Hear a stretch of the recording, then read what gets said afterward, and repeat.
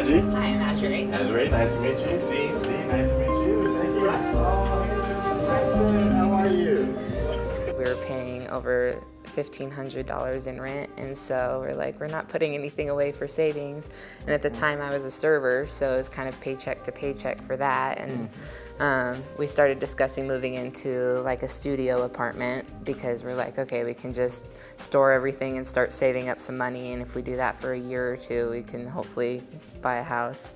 And one of my friends is like, well, it's just me and my daughter, and we don't really use our basement, and there's an extra bedroom down there and bathroom. If you guys want to move in, we can work something out. So that's what we did. Yeah. It was a little bit difficult at first because we're like, this makes it, we've just been so independent since we moved up here that it seemed like we were relying on somebody. And but it was totally worth it to help save up. So you live in the basement for a year. How much were you able to save up? Oh, geez. We had about $5,000 or $6,000 saved up, and by the time we moved out, we had a little over $20,000. So about $15,000 or so. So you guys were serious about it. It wasn't just about it. It was like, hey, we're doing this. Yeah. Exactly. Yeah. You're now ready to buy your first home. You've saved up some money. You now have your impetus. The thing that is driving you forward is the arrival of your new baby. So then what? I mean, how in the world do you even get started with the process? Well, yeah, you found out about universal lending, I think, what was it, a year before or something, from your coworker, your friend. Yeah. And she told us to go through universal lending because she has a friend that works there, Elizabeth, right? So she gave us all the information we needed at that time of like, okay, starting from pretty much ground zero, like, what do we do? Yeah, because we're like, we honestly had no idea. My uncle's a realtor, so we had been trying to talk with him, and some of the stuff that he was saying was going completely over my head, and I was like, I don't know these terms that you're talking about. I feel super overwhelmed. And so when I was talking to my coworker, I was like, I don't even know where to start. And she goes, well, you should connect with Elizabeth Tura, and she's really good about laying everything out for you step by step from the beginning, and without making you feel stupid about not knowing any of this stuff. So Who was your realtor? Karen Beville, yeah. She jumped on it right away and started looking, and she was awesome because houses that we thought we'd be interested in, she was like, well, that's great, we can look at it if you want to, but it's also on a main street, so if you're ever thinking about selling again, it's going to be really hard to sell because of noise. And like, she was able to point that kind of stuff out right away without messing around because she knew we were serious about finding somewhere. So you put in your offer is accepted. Tell me about that moment when you've kind of been down the road a couple of times where I guess you had two other offers that were accepted, then the deal fell through. Well, the offer gets accepted on this one.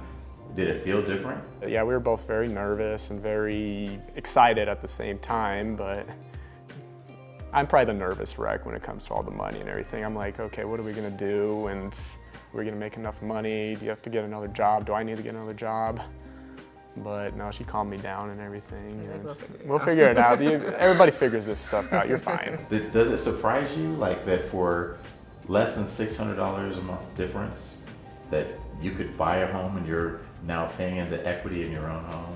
Yeah, it was, and that's part of what made us start looking, is because we're like, this is ridiculous. Like, this isn't even going towards an asset at all. We're just throwing money away each month that we're never going to see again. When we first moved to Denver, we were only paying a little over $700 for a 2-bedroom apartment.